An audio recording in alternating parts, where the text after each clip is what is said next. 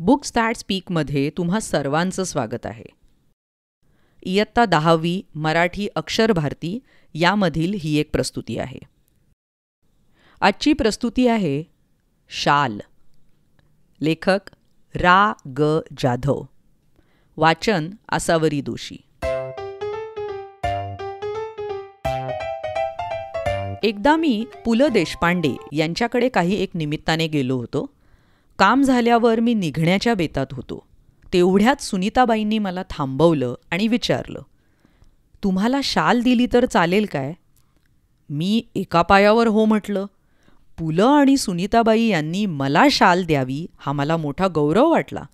ती शाल मी माझ्या खोलीतल्या सूटकेसमध्ये ठेवून दिली. वापरली मात्र कधीच नाही. पुढे वाईला विश्वकोशाचा अध्यक्ष म्हणून मी गेलो. तिथे नदीकाठच्या प्राज्ञ पाठशाळेच्या खोलीत मी राहत असे. खोलीच्या दक्षिणेकडील खिडक्या कृष्णा नदीच्या चिंचोळ्या प्रवाहावर होत्या. थंडीच्या दिवसात एक बाई माझ्या खिडकीखालील घाटाच्या छोट्या तटावर तिचं छोटं मूल एका टोपलीत ठेवून मासे पकडण्याच्या उद्योगात होती. तिचे बाळ कडाक्याच्या थंडीने कुडकुडत रडत होते, पण आई तिकडे बघतही नव्हती. मला मात्र राहावलं नाही. मी सुटकेसमधील पुलकित शाल काढली, 50-50 रुपयांच्या नोटा काढल्या आणि त्या बाईला हाक मारली. खिडकीतून ते सर्व खाली दिले आणि म्हटले, त्या बाळाला आधी शालीमध्ये गुंडाळ आणि मग मासे मारत बैस. या घटनेची ऊब पुलकित शालीच्या उबेपेक्षा अधिक होती. कविवर्य नारायण सुर्वे खूप सभा संमेलने गाजवत पुढे ते साहित्य संमेलनाचे अध्यक्षही झाले. परिणामतः त्यांच्या कार्यक्रमांना अहोरात्र भरतीच असे. प्रत्येक कार्यक्रमात सन्मानाची शाल आणि श्रीफळ त्यांना मिळत राही. एकदा ते मला म्हणाले, या शाली घेऊन घेऊन मी आता शालीन बनू लागलो आहे. त्यांच्या बोलण्यातील उपरोधी खोच माझ्याच नव्हे तर कोणाच्याही सहजपणे लक्षात येणारी होती. शाल आणि शालीनता यांचा संबंध काय? खरं तर खरीखुरी शालीनता शाली विनाच शोभते. सुर्वे मुळातच शालीन. शालींच्या वर्षावाखाली त्यांची शालीनता कधी हरवली नाही, कधी क्षीणही झाली नाही. मी कविवर्यांना म्हटलं, शालीमुळे शालीनता येत असेल तर मी कर्जबाजारी होईन, भिकेला लागेन, पण शेकडो शाली खरेदी करून सर्वांना एक एक शाल लगेचच नेऊन देईन. यावर तो शालीन कवी मनापासून हसला. शालीमुळे शालीनता येते की जाते या प्रश्नाचे माझे उत्तर जाते असेच आहे. सन्मान करण्याच्या रूपाने आपण खरं तर एक शालीन जग गमावून बसण्याचा धोकाच मोठा आहे. मी 2004 साली मराठी साहित्य संमेलनाचा बिनविरोध अध्यक्ष झालो. तत्कालीन 1-2 वर्षात माझ्यावर शालींचा वर्षाव झाला. एवढ्या शाली जमत गेल्या की माझ्या 8x6च्या खोलीत त्यांना ठेवणंच शक्य नव्हतं.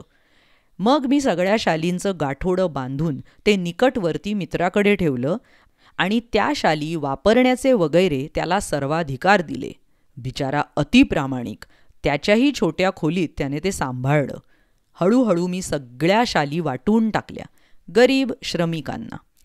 याच सुमारास मी शनिवार पेठेतील ओंकारेश्वर मंदिराच्या पुलावर बहुधा रोज संध्याकाळी जात असे. तेथील कट्ट्यावर बसणे मला आवडे. एक दिवस काय घडलं की कडक थंडीच्या दिवसात एक म्हातारा अशक्त भिक्षेकरी कट्ट्याला लागूनच चिरगुटे टाकून व पांघरून कुडकुडत बसल्याचे मी पाहिले. दुसऱ्या दिवशी मी 2 शाली घेऊन ओंकारेश्वराच्या कट्ट्यावर आलो. तो म्हातारा होताच. त्याला 2 शाली दिल्या. त्याने थरथरत्या हातांनी मला नमस्कार केला. पुढे 4-5 दिवस मला काही कामांमुळे संध्याकाळी ओंकारेश्वराला जाण्यास उसंत लाभली नाही. त्यानंतर मी नेहमीप्रमाणे ये जा करत राहिलो. मग एकदम त्या भिक्षेकरी वृद्धाची आठवण आली. तो नेहमीच्या ठिकाणी नव्हताच. तेथील पुलावर चक्कर मारावी म्हणून मी उठलो आणि पुलावरून चालू लागलो. पुलाच्या जवळपास मध्यावर तो भिक्षेकरी म्हातारा दिसला. मी लगबगीने त्याच्याकडे गेलो. पाहतो तो काय, तीच चिरगुटा अंगाखाली आणि अंगावर तेच कुडकुडणे, तेच दिनवाणे जिणे. मी म्हटलं, बाबा तुम्ही मला ओळखलं? त्याने नकारार्थी मान हलवली. मग मीच म्हटलं, बाबा 5-6 दिवसांपूर्वी मी तुम्हाला 2 शाली दिल्या होत्या, आठवतंय? यावर म्हातारा खुलला आणि पुन्हा हात जोडून म्हणाला, हे भल्या माणसा, तू लय मोठा, म्यासनी शाली दिल्या. पण बाबा, म्या भिकाऱ्याला शाली कशा शोभतील र? त्या शोभेपेक्षा पोटाची आग लय वाईट. मी शाली इकल्या व 2-3 दिवस पोटभर जेवून घेतलं बाबा. आमचं हे असलं बिकट जीणं, तुझं लय उपकार आहेत बाबा.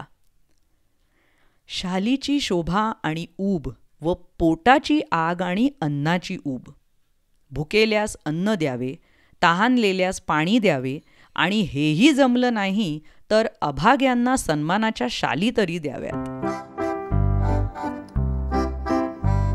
ही प्रस्तुती छात्र प्रबोधन दीपावली विशेषांक 2012 प्रसिद्ध झाली होती. या आणि अशा अनेक गोष्टी ऐकण्यासाठी बुक्स दॅट स्पीक या चॅनलला जरूर भेट द्या. यूट्यूबवर आणि वेगवेगळ्या पॉडकास्टिंग चॅनल्सवर. Website www.booksthatspeak.com. लवकरच भेटूया. Bye bye. धन्यवाद.